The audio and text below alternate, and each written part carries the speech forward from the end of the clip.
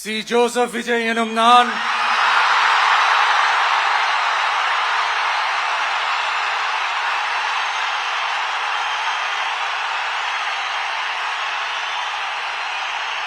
சட்டப்படி அமைக்கப்பெற்ற இந்திய அரசியல் அமைப்பின்பால் உண்மையான நம்பிக்கையும் மாறா பற்றும் கொண்டிருப்பேன் என்றும் இந்திய நாட்டின் ஒப்பில்லாத முழு முதல் ஆட்சியையும் ஒருமையையும் நிலை நிறுத்துவேன் என்றும் தமிழ்நாட்டு அரசின் முதலமைச்சராக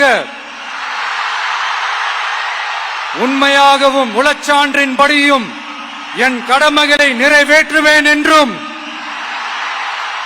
அரசியல் அமைப்பிற்கும் சட்டத்திற்கும் இணங்க அச்சமும் ஒருதலை சார்பும் இன்றி விருப்பு வெறுப்பை விலக்கி பலதரப்பட்ட மக்கள் அனைவருக்கும் நேர்மையானதை செய்வேன் என்றும் ஆண்டவன் மீது ஆணையிட்டு உறுதிமொழிகிறேன்.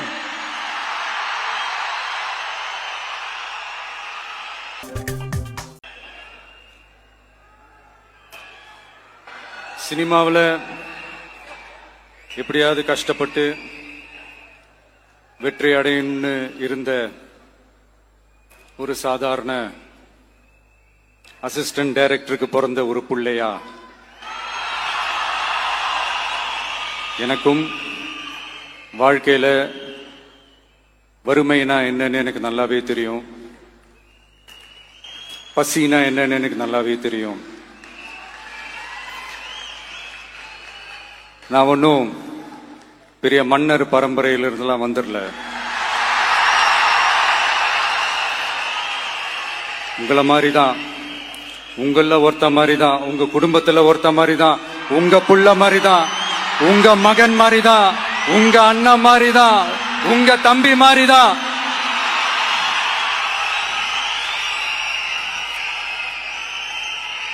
அப்படிதான் நான் உணர்றேன். நீங்களும் என்ன அப்படி நினைச்சதுனாலதான் சினிமாவில் எனக்கு ஒரு மிகப்பெரிய ஒரு இடத்த ஒண்ணு கொடுத்தீங்க. அதையெல்லாம் விட்டுட்டு உங்களுக்காக நன்றி கடன் செலுத்துறதுக்காக அரசியலுக்கு வந்த உங்க விஜய, இந்த விஜய, நீ வா விஜய், நாங்களா இருக்கோம், பாத்துக்கிறோம். விஜய் தம்பி நீ வா, நாங்க இருக்கோம். விஜி தம்பி நீ வா, நாங்க இருக்கோம். அண்ணா நீ வாடா, நாங்களா இருக்கோம். நண்பா நீ வா நண்பா, நாங்களா இருக்கோம் சொல்லி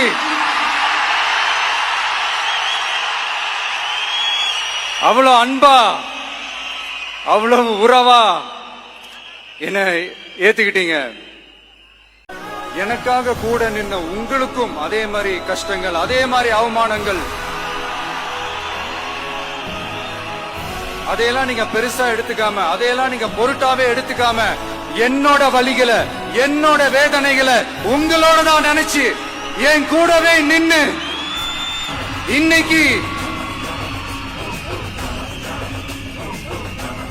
சி ஜோசப் விஜய் எனும் நான்